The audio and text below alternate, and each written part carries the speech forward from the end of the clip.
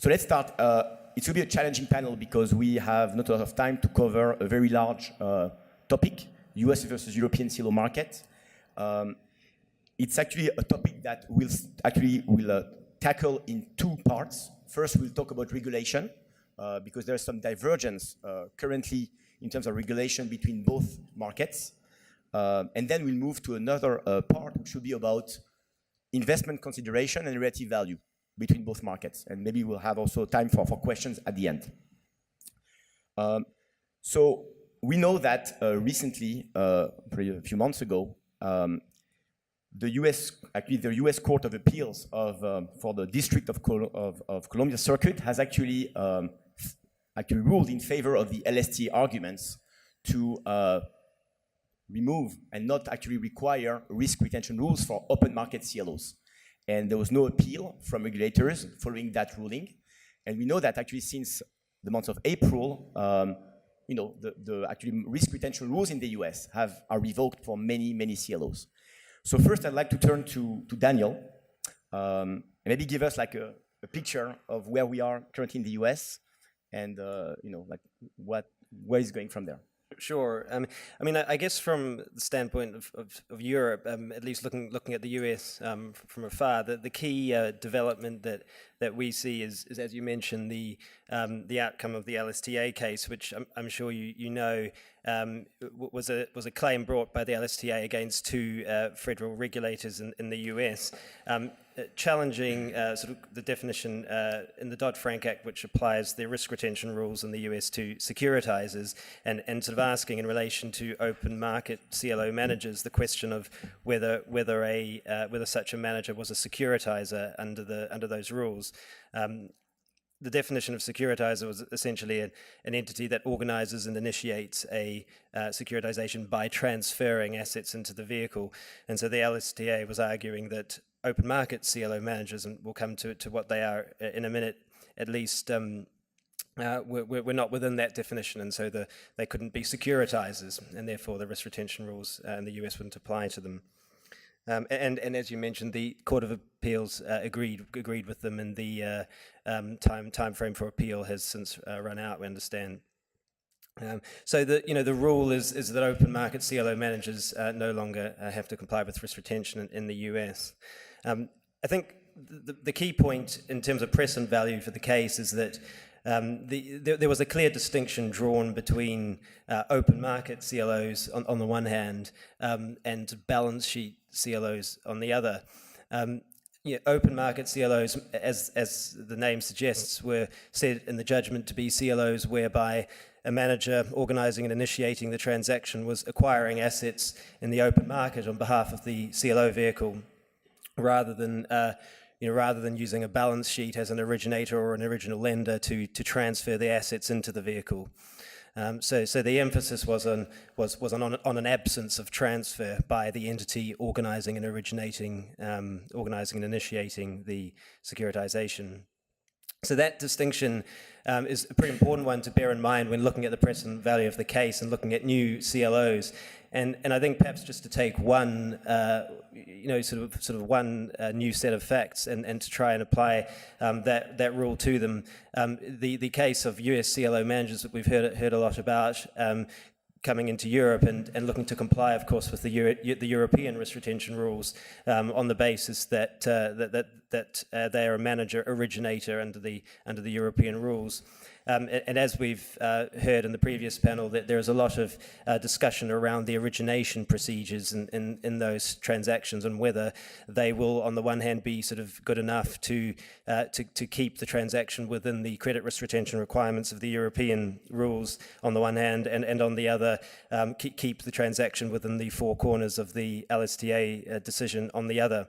And so, the sort of traditional structure in Europe for manager originators to follow is the forward sale, whereby the sort of manager originator interposes itself between the market seller and the issuer, and purchases the assets and then has them transferred on a forward or spot sale, retaining the credit risk for a certain seasoning period.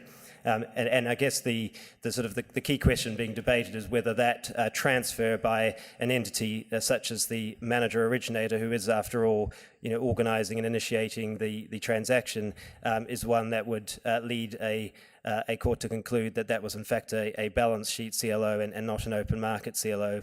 And so we've seen, in the market, very recently being considered a variety of other structures to try and avoid that interposition of the originator between the market and the vehicle. Certain conditional sale structures have been proposed to essentially avoid having the originator acquire the assets and just have them sit effectively behind the issuer to sort of take the assets off the issuer should credit conditions fail within a certain seasoning period, trying to retain the credit risk for European risk retention rules, but not. But avoiding the sort of transfer, which would take the facts outside the four corners of the LSTA case.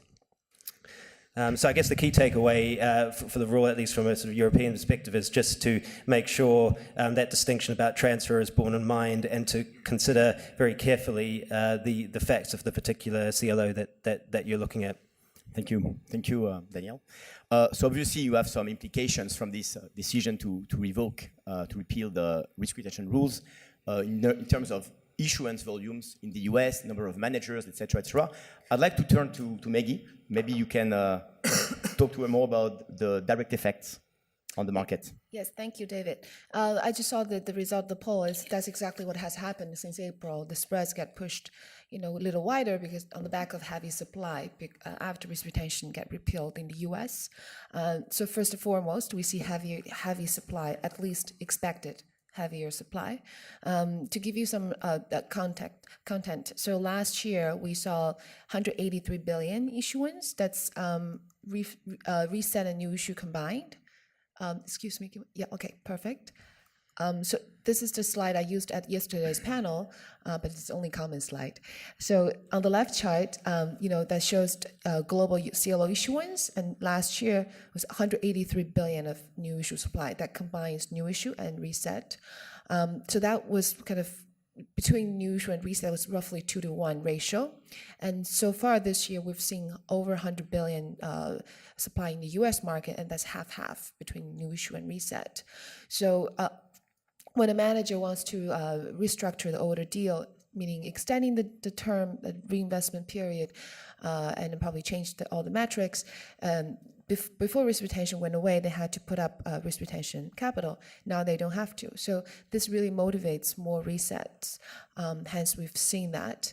And the second fact I want to give you is right now, this year, there are probably 275 billion of US CLOs callable. They're eligible for restructuring. So we expect 120 billion of them will reset. And again, year to date, we've seen roughly 50 billion. So it's definitely going strong. And we, in fact, expect the second half of this year, we might tilt a little bit more towards reset. This is because it's very hard to find quality assets anywhere, like the previous panel mentioned. So sometimes it's even better for managers to restructure the older deal, monetize that option, rather than chasing for less than perfect assets. Thank you, Maggie. Mauricio, do you want to maybe add comments about what the direct consequences you're seeing in the market? Thanks, David. Of course, I'm not going to disagree with anything Maggie says, mostly because she has a slide deck and I don't. But I think the picture of spread development is quite complex and multifaceted. Obviously, supply is the key driver to spread development, and as Maggie says, that the audience is spot on in terms of what we've seen since the ruling. But there are more investors entering the space. There are more risk retention funds entering the space, so that hopefully will soak up some of the supply of the more subordinated pieces, the B notes. B-rated notes, and conversely, there's a concern that the structures will change as well. So some of the structures will become more equity friendly, and we've seen that with reinvestment periods lengthening and various other structural features, which again is adding to that picture of spread widening and making it a more complex thing. And then finally, I guess there are extraneous factors that are driving spreads, such as the move in the LIBOR basis, which is coincidentally has happened around the same time as the ruling, but again is feeding into spread development in the space. So I'd be loath to to predict that the supply alone will be the key driver of spread movement. And as we all know, the market tends to find an equilibrium due to if there are supply imbalances. But it's the other factors I think we need to consider and try and screen out various factors to really see what is driving spreads. Thank you, Mauricio. The other implications from the end of the risk retention rules in the US would be actually the question: what would happen to all the retention notes that managers have kept, either into risk retention vehicles or in financing arrangements? And there are some questions around, the disposal of these securities and whether they will add to the pressure on spreads and more supply in the secondary market. I'd like to ask you, Colin, what's your view on that? Is that should we be worried about more supply from that side?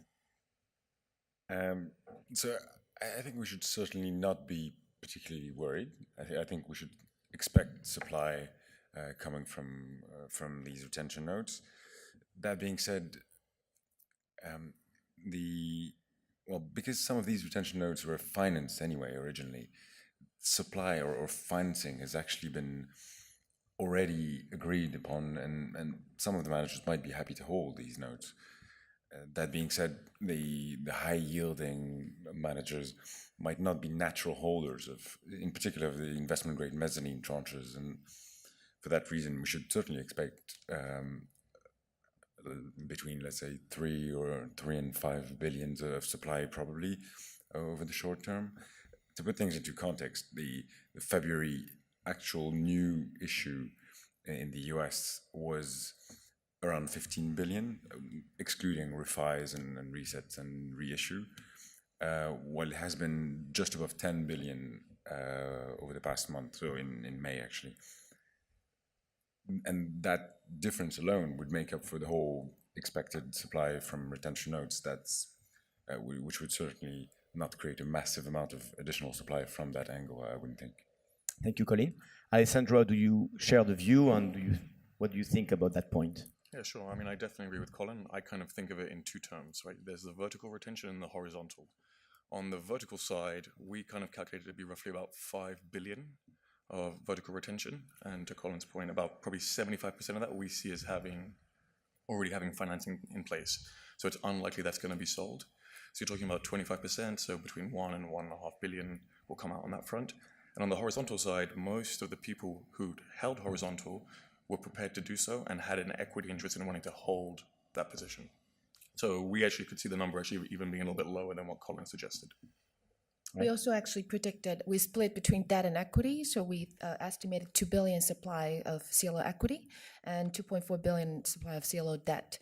And then, that's assuming, again, the vertical financing structures, most of them will stay put.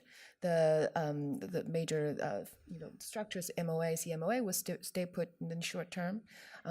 So that's, again, within your limit. But I do hear that some of the funds are trying to unwind even the permanent structure. So that could, over time, bring more supply. But probably you don't see them be weak.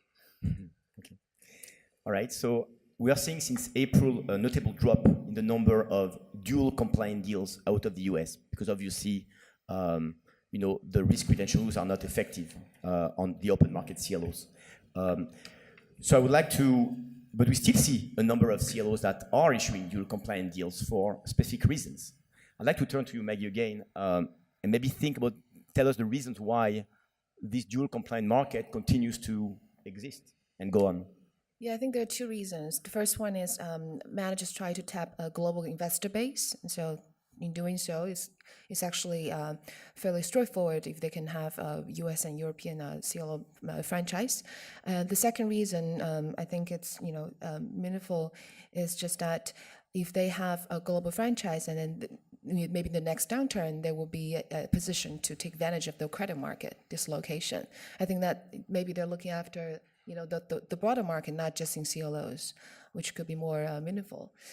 Just to illustrate what we forecast for 2017, we've seen 43 managers bringing about 40 billion of US CLOs that were dual compliant. This year, we think that could drop to 9 to 12 billion from 15 or so managers. Year to date, we've already seen 9 billion from 14 managers, but a lot of that is, heavily skewed to Q1. Since May, I think we've seen like 2-3 deals each month. So it's been very light, but I think the fact that last year there were 43 managers issuing dual compliant deals, and over half of those have above 5 billion CLO AUM. So I think for them it's a global play. Thank you. Mauricio, you want to comment on this? Yeah, I mean, this was well covered in the previous panel. It was clearly stated that having a global reach is absolutely critical for the big managers.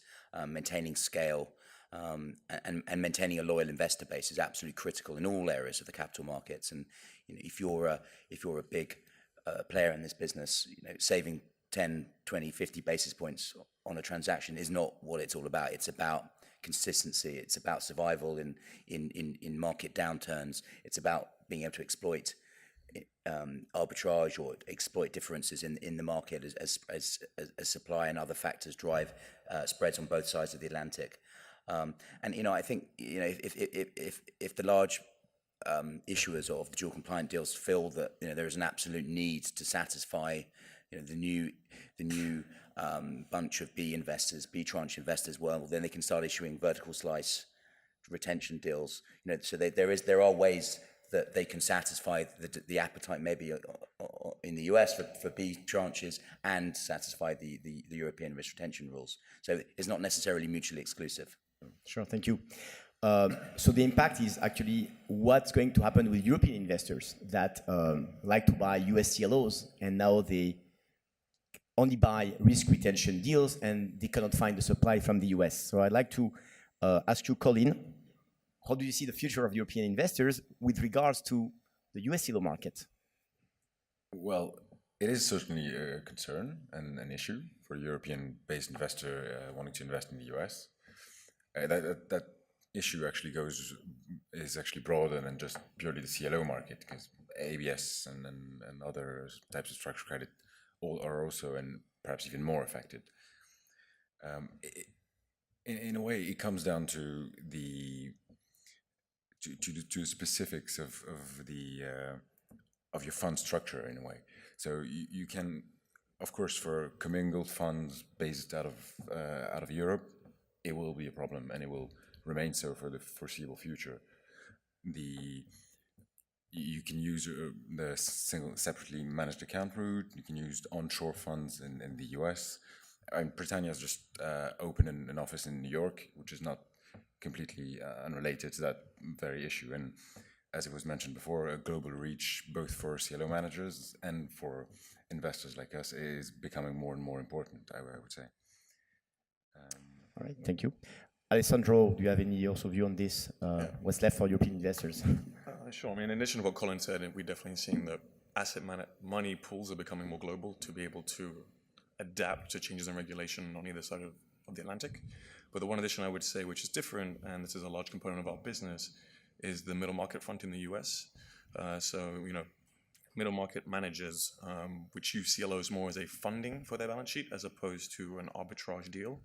They don't really qualify under the open market definition. So as a result, a majority of them will maintain risk retention compliance within Europe.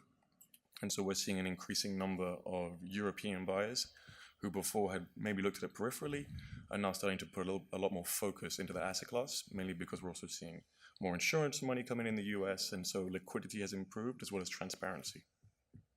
Thank you. So I think we covered the US CLO part. Now we're going to talk about European CLO, also a specific environment with regards to regulation.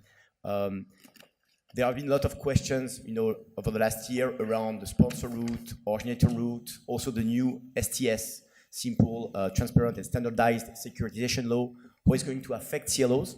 So again, I will turn to you, Daniel, because you are very well in summarizing actually the situation. Can you summarize what's happening in Europe for European CLO?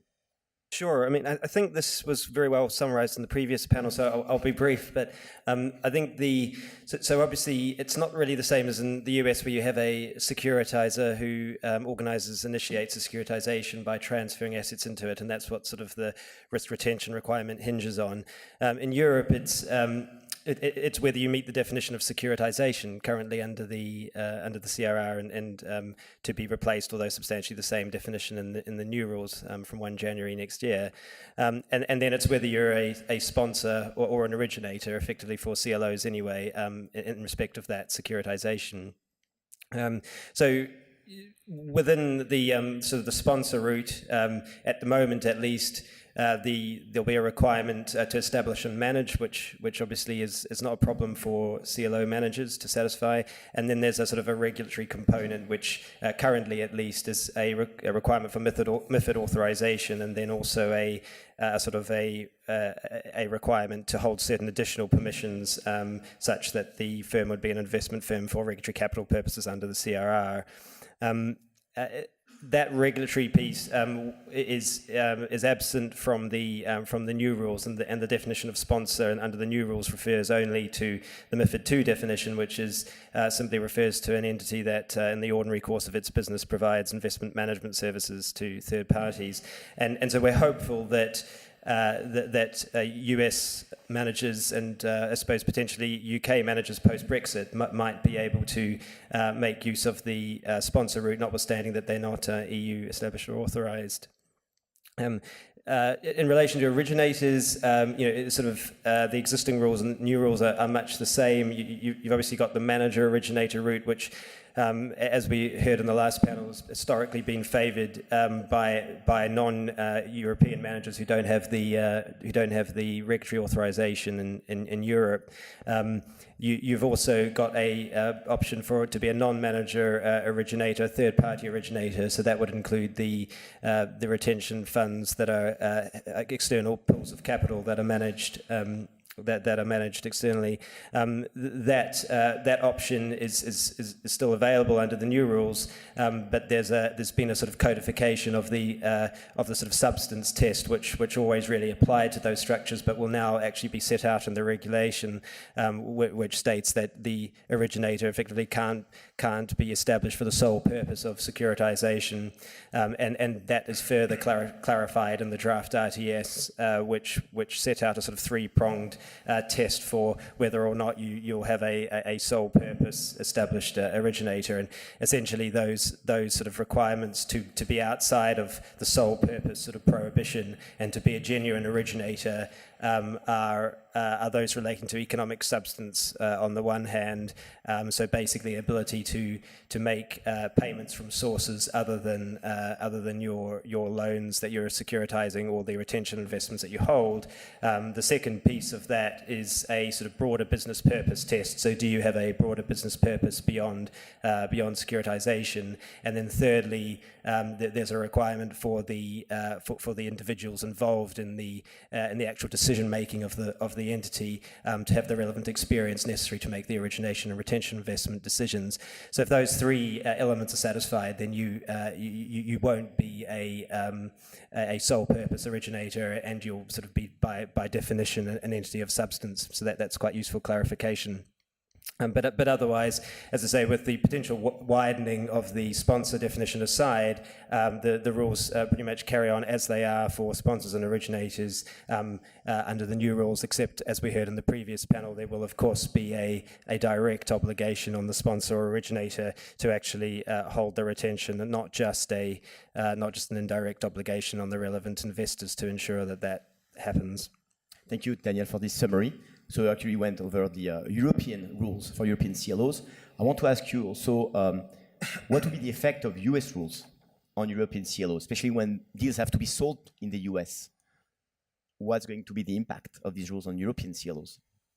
Yeah. So I mean, on European CLOs, I mean, if because you're still going to have the requirement to comply with with European risk retention if you want to sell to European investors, and I guess further to what we already discussed in relation to which structure you use, whether you're a sponsor, whether you're a manager originator, or whether you're a third party originator for European purposes, that will sort of will determine whether or not you'll be able to make use of the LSTA decision and not have to be compliant or use the foreign safe harbour. So perhaps just to recap that, the sponsor, all else equal, is very likely to be able to make use of the LSTA ruling, because it would just be a manager establishing and managing, and not sort of transferring loans from its balance sheet at all. The manager originator might face sort of some difficulties, but provided that the origination procedures are structured appropriately, there should be a means of structuring such that you draw the line between keeping the sort of open market analysis, but also having the credit risk retention for the European rules. And on the third party originators, I think the view there would be that they ought to be continuing to make use of the safe harbour as they already do, or in fact complying with the US rules, especially if they're holding for European purposes a vertical strip, because the rules are very similar in Europe and US as they apply to vertical retention. Thank you very much. So I'm turning to Maggie on the next question. We do see European investors, actually, they are limited in their investment possibilities in the US because they need to invest in risk retention compliant deals. So should we expect to see more demand from European investors into European CLOs, and actually more support on European CLOs from all this base, actually refocusing in Europe away from the US? I think that'll be right. And also, I think the previous panel mentioned that with more managers coming to the European market, maybe managers want to distinguish their strategy. So that I think probably see, relatively speaking, like more concentrated buyer base in Europe, but hopefully more diversified manager selection and strategies around. And I will have a few slides later on to talk about how we evaluate manager performance both in the US and Europe. But I just on the demand topic, I have a slide showing how US real investor base changed. I think European mimics some of the changes too. So if you look at how Citi distributed its primary deals in 16 and 17, we see banks, the blue bar has shrunk significantly, and insurance, to the panelist's earlier point, has really increased allocation to AAAs and MAS. So basically overall we see more real money buyers in CLOs globally. And previously, before risk retention went away, we estimate Europe probably would represent 10% of the buyer base, depending on the tranche. So if that goes away with the supply drop, it also has some limited impact on the US spreads. Thank you very much. So we're going also to talk about retention financing, because that's an important topic in the risk retention framework. Again, you, Daniel, can you tell us about what you see in terms of retention financing? Who are the main actors, and what do you see as the main terms for this type of arrangements? Daniel. Sure. I mean, as far as retention financing concerned, at least from a legal perspective, I mean, we see we've been seeing retention financing since the retention requirements came in, at least in Europe. So the retention financing that we see is either a title transfer, so a repo, or a secured loan secured over the entire vertical strip, including the equity. So whether the collateral is transferred on a title transfer basis or on the basis of a security collateral arrangement, we don't sort of see a distinction there. I guess the common thread is full recourse. So all of the structures, regardless of whether they're sort of title transfer or security based, will need to ensure that the manager effectively retains credit risk for the repayment of the debt or the repo final repurchase price payment. And to do that, we would expect to see in documentation and the sort of survival of an unsecured claim against the originator retention holder, such that if the retention investments were liquidated and insufficient value was realised to repay the loan or the repo, there would be a claim against the corporate entity itself, and ideally a claim that is supported by actual assets, that aren't sort of otherwise encumbered by other retention financings. So I think substantiating the full recourse analysis is probably the key kind of legal issue from a retention financing perspective.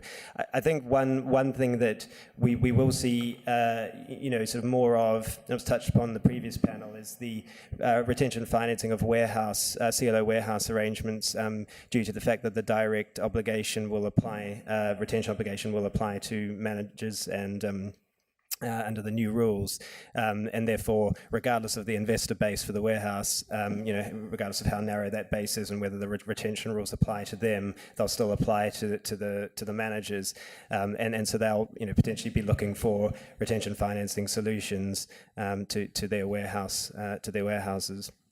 Thank you. Thank you very much. Colin, do you want to also mention anything on the retention financing? Yeah, I think it was a pretty strong summary. It's certainly that full recourse issue is certainly being a hot topic for us as until next year. We're still, the onus still on us to actually make sure we agree with the view that's taken and with the actual compliance with the risk retention rules. So yeah, it has been a hot topic, and yeah, at least from next year on, it will be a shared responsibility, let's say. Thank you very much. Okay, that's it for regulation. Now we're moving to relative value and investment considerations between US and European CLO. So the first main point I want to cover is the structural differences that we need to be aware when we look at both opportunities. We see differences both at on the pure structural level, in terms of reinvestment period, non-call period, and other elements, but also differences from the legal documentation standpoint. So it's clearly a very big topic of discussion. I'd like to turn to Mauricio and maybe tell us, from your standpoint, what you see as the main points of differences in the structure between both regions.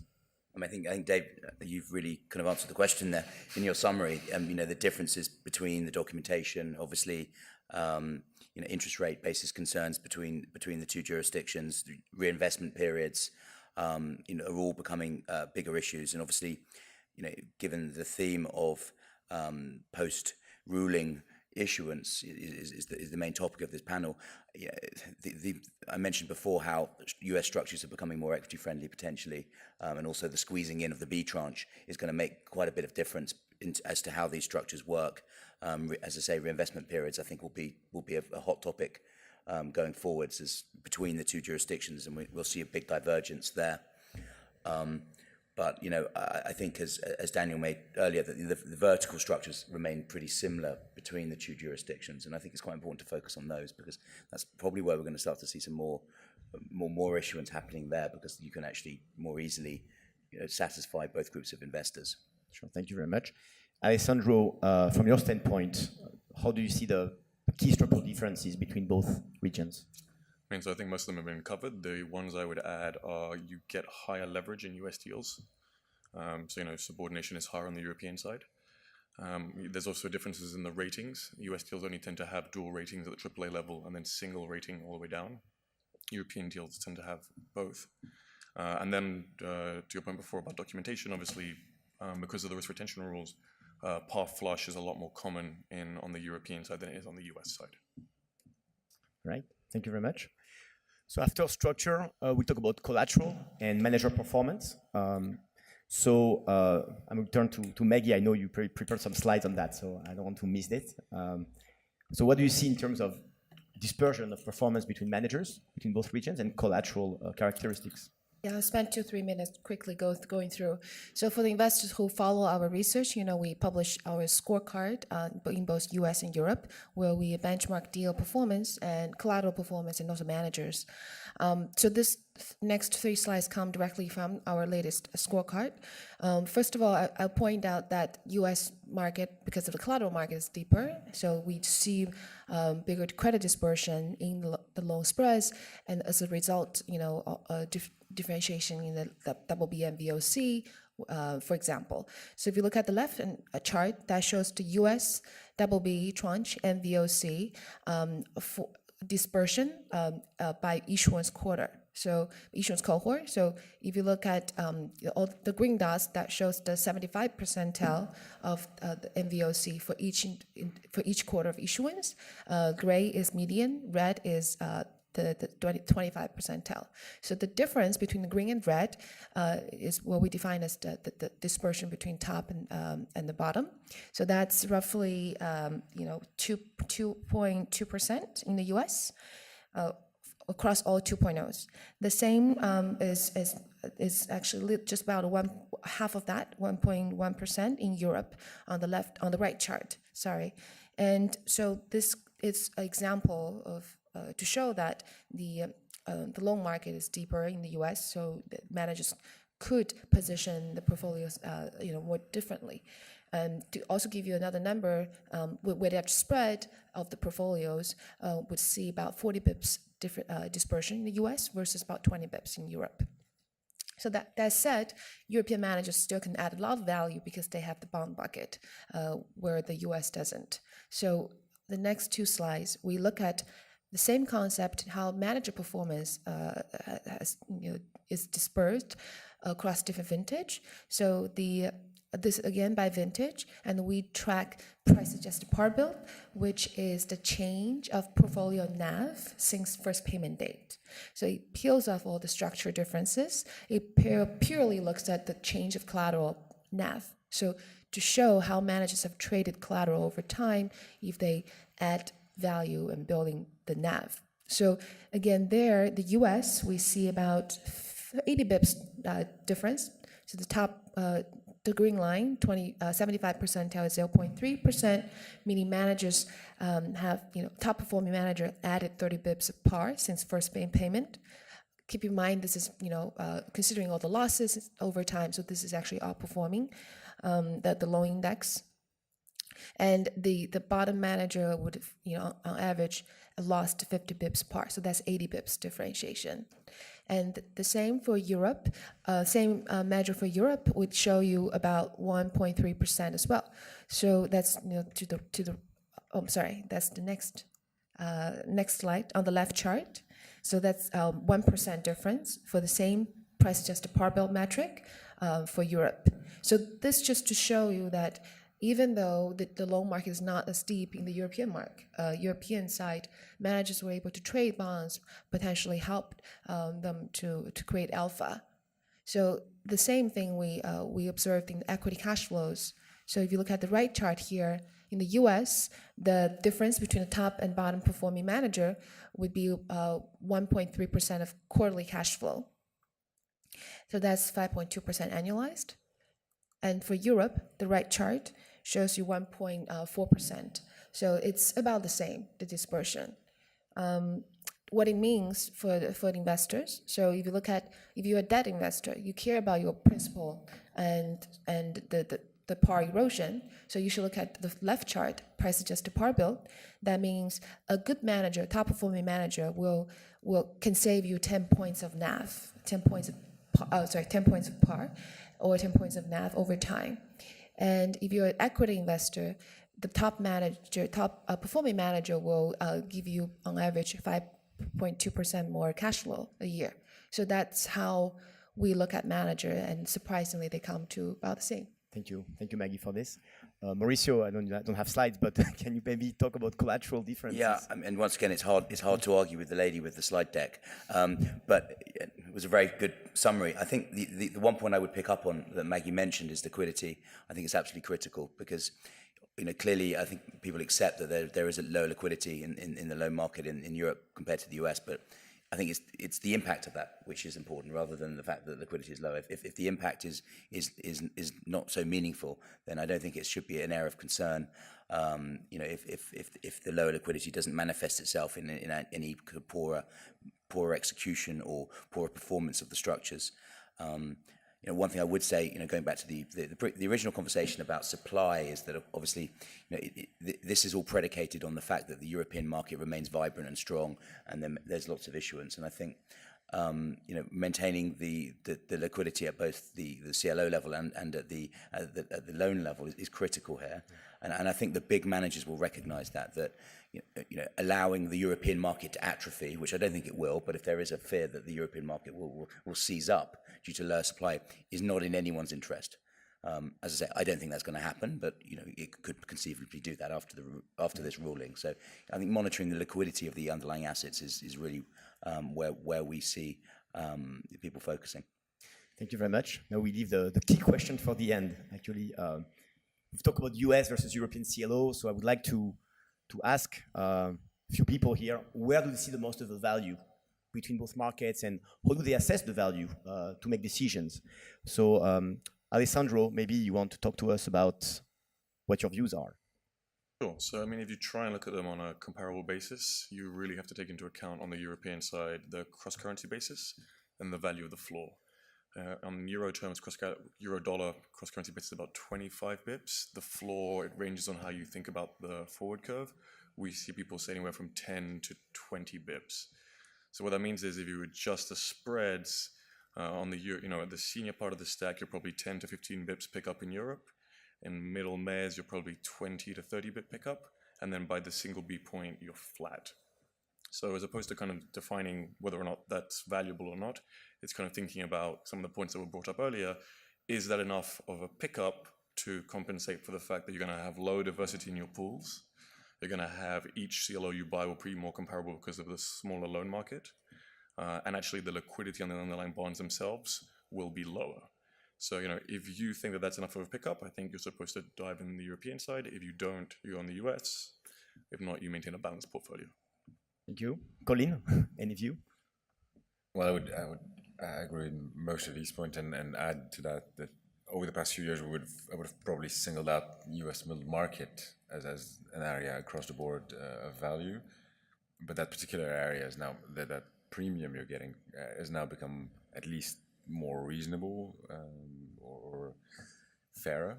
But to your earlier point, I think European AAAs on my side would be an area of great value, given that impact of the floor, in particular, where on the new issue side rather than secondary, where pricing to maturity in primary would actually lead to undervalue the floor if you're expecting calls or refinancing in a shorter time frame. All right, thank you very much. I think we covered a lot of topics. We tried to make it for the time we had. I'd like to open up for any question from the audience on any topic. Hi, this is Hans Rosenbach, Bank Leumi. Just a question with the par build for Europe. I was just thinking about it. If you have a certain percentage of fixed bonds in European CLOs included, could it well be that in the calculation there, with respect to the par build there, actually an interest rate effect is taken in consideration because you have fixed bonds, and I'm not sure how big the percentage is, but based on that you actually would take an interest rate bet in that sense, that if interest rates go up, that actually that par build would disappear based on that? Certainly, that's a great question, and you would have an impact in the change of par, which we capture, but given we try to capture this since first payment date, so it's a longer horizon, and again we vintage adjust everything, so the dispersion, all the absolute value could drop, but dispersion probably will remain. Thank you. Any other question? No. Okay, so we just got the results of the poll. I mean, not a big difference from before. We had another question, yes. Interesting. So we see US CLO debt spreads being wider at the end of the year as opposed to today, and European also. So, okay, that's kind of the trend the audience is seeing for this. Well, thank you very much, everyone, and have a good end of conference. Thank you very much.